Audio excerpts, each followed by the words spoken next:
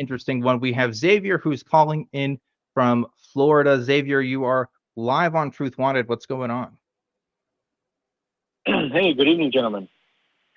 Good evening, Yeah, Xavier. the topic I called about, the topic I called about was religion. Kind of like, not always, but many times, like distorts like your sexuality. Like,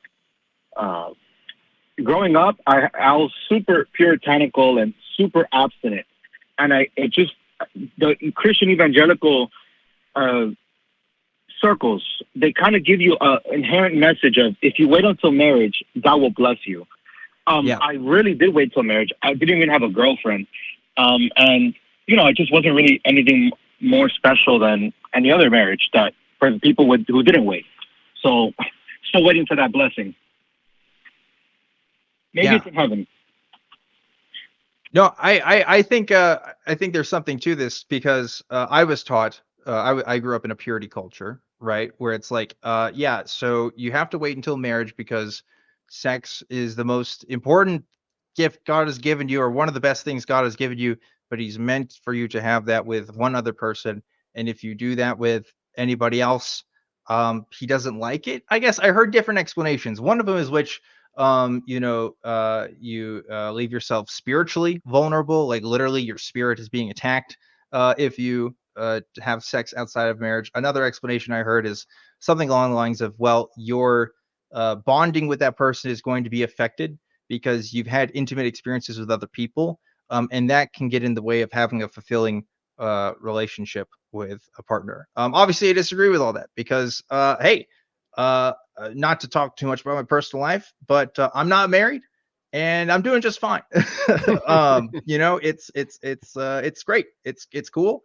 I was abstinent for a very long period of my life. I was actually abstinent up until I stopped being a Christian, which was around 2021-ish. So, do I regret that? I don't know. I mean, maybe it was kind of good that I didn't get into trouble beforehand, but also like I do feel like I kind of missed out a little bit. So I don't know. That's kind of young compared to some people, though. There are definitely some people who called into the show who've waited like way longer than I have. So I can see how that can mess some people up.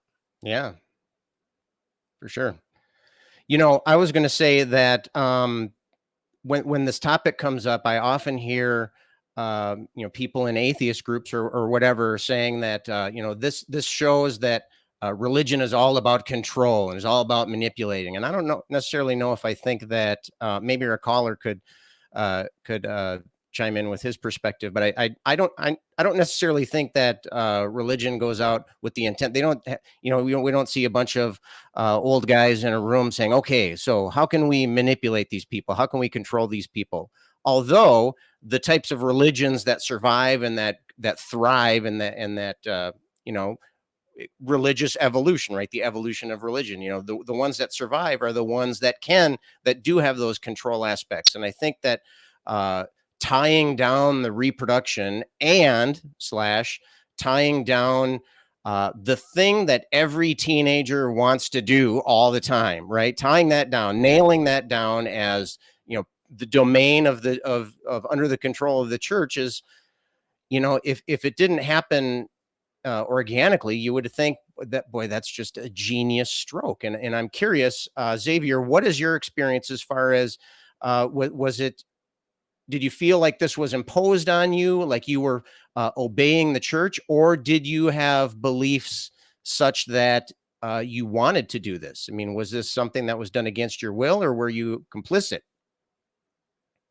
Wow.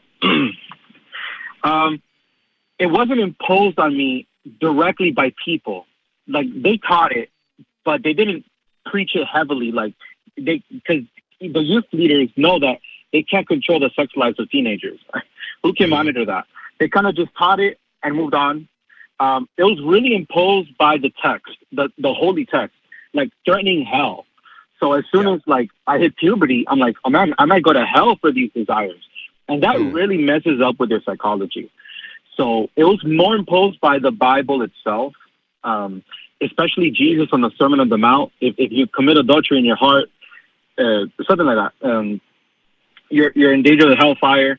So it was really, and so And what disappoints me the most about it is that, yeah, kind of like Danny, I did miss out, but also many others who were Christian, they kind of just got away with it. They took the loophole. They did it. They had their fun, and they just said, "Okay, God, I'm sorry," and they got married anyway. So they kind of had their fun, and they took the loophole. Like, why didn't me and Dan take the loophole?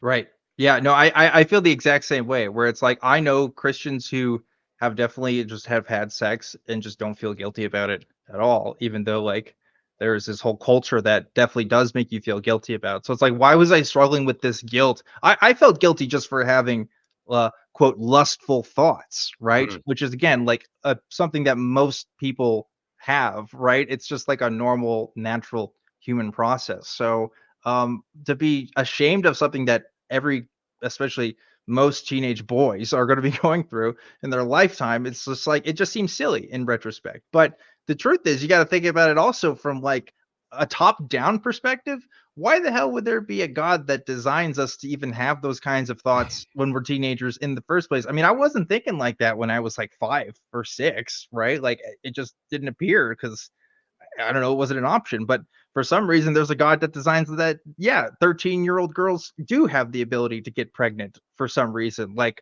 I don't know why you couldn't hold that off to like 18. I don't know why that has to be a thing, but yeah, it kind of just doesn't make sense from the get-go. And yeah, there's definitely a lot of trauma that can occur because of those kinds of thoughts. And it sucks. It sucks for people who felt like that they were robbed of something, you know? So I definitely feel you there. So Xavier, Yeah, looking back on things now that you've left, I think you're an atheist, right? I don't know. Did you mention are you an atheist I'm now? not Is that really an atheist. I'm not really an atheist. okay? I'm a spiritual agnostic. There could be a God. I don't know. If there is, that's cool. But you There don't could think be. the God is wagging his finger at you for thinking about sex, though. So No, at I least think you've migrated your thinking. Now, looking back at your other, do you feel like you talked about feeling robbed or feeling? But at the time, did you regret it? Did you think, oh, I really wish I could do this, or did you think I'm? You said it was the scriptures and the quote unquote word of God that was motivating you. Was it because you're like, okay, well, I guess I got to do it, or were you like gung ho, like I'm gonna I'm gonna wow. I'm gonna please God no matter what, Different phases. Yeah, different phases of my life. I was like, yeah, I'm doing this for the kingdom. I'm not having sex, and I would preach it to other kids in high school, and I was super proud to spread God's kingdom of abstinence. I don't know. I just thought preaching abstinence would like bring the gospel closer. I thought it would make the rapture come sooner. But other periods of my life, I'm like, I could just get away with this. Like other people are doing it and they're enjoying their relationships, and I'm kind of like have to wait. So it was kind of both and in different phases because I was a hardcore fundamentalist for like 16 years. Yeah. And isn't it funny using the language there of getting away with it, right? Which is exactly the language that I would use in describing something like that, right? It's this idea that like sex is like this dirty thing. It's this bad thing that that people do in secret and that shouldn't be talked about or shouldn't be explored or shouldn't be glorified in any way. Because it leads to, I don't know, human degeneracy, I guess. And like, yeah, there's definitely like an argument to be made about having too much of a good thing. But I feel like most people who are having sex, and especially again, sex outside of marriages, are just fine. They're just like, they're not porn addicts necessarily. They're not like sex craving lunatics. They're not like, completely thinking about it 24/7. It's just like a natural, normal part of their lives. And you just learn to deal with it like anything else. Like sometimes it's really good, and sometimes it's something that you really want, but it doesn't have to like completely dominate you or corrupt you in any way. But that was definitely like the sort of evangelical puritanical understanding that I had, right? Like the more you thought about sex, the literally like the more corrupt your soul may have become, right? The farther you've fallen from God. And that's like such an unhealthy way to think about that kind of thing in a relationship. I mean, like I wish I could tell some of my friends who ended up getting married like very young, 18, 19, 20, who were virgins when they did, say like, hey, you should figure out the sex stuff before you get married, because that might actually be a deal breaker for you in your relationship. And you just don't even realize it yet, because you don't even know, you don't even have an opinion on it. Like you don't have anything to experience, but unfortunately that, that doesn't seem to come up. I don't know. They don't ask me about my opinion on those things. So nobody's mentioned the devil yet. Is the devil part of the whole sexual attraction, or is that not a thing? I mean, I've never been sexually attracted to the devil, Scott, but I know there's some people out there. Well, have you met the devil? I mean, he's pretty good looking guy, I think. Yeah. I've been told. It's so I weird, don't like know. it's so weird, like when you're told your sexual desires are demonic and of the devil, right? And this is poured into your head since through indoctrination. And then when you finally get married and like your first time with the one you love, you're like, it's still in your head. Like, how does this now go from it's of the devil to, oh, this is good, sacred, and holy? Like, you still have that view of sex that it's of the devil. It's still in there in your subconscious. It's crazy. Yeah. Yeah. And what's funny is, again, if you look at Paul, right, who writes and says, look, it's actually better if nobody got married. But hey, if you can't control your lust, you should get married. That's like one of his chief reasons for why someone should get married. And it's like, that's just a shitty reason to get married. And how many evangelicals like literally like are just so ready to have sex that they're willing to just like speed run into their marriage, right? Like it's definitely a thing. It's definitely a joke, a stereotype, because it totally happens. And that's just an unhealthy foundation for a marriage, right? Like that's just not good. I mean, like, yeah, I mean, for some people, if that's what you want out of a marriage and you know about it ahead of time, like, sure, that's great. You do whatever. But a lot of these people in this evangelical sect, right, they don't know that. They haven't really subconsciously even figured that out for themselves. So yeah, you're going to be in for a bad time. I mean, I can't tell you how many calls we've had on this show from folks who've had just that experience. So yeah, it sucks. It sucks that this is one of the most toxic parts of Christian culture, is these ideas around sex and how it has really set people back into exploring parts of their sexual identity that they just otherwise just don't have the tools to do, because they grew up in a culture that didn't allow them to do that. Right. It sucks. It just sucks. There's no other way to describe it.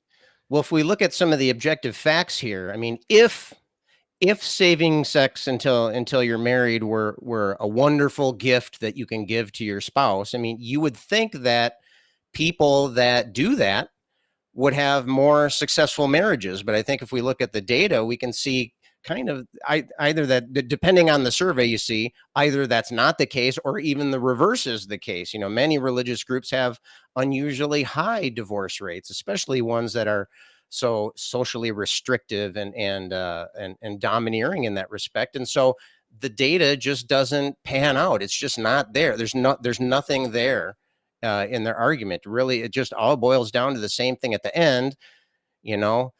This guy said a thing, and so now we got to do it. Yeah. And because of God, I guess. Yeah, pretty much. Xavier, any last thoughts before we wrap up this call? Great point, gentlemen. I guess one little like last point. I guess it can be good for some people.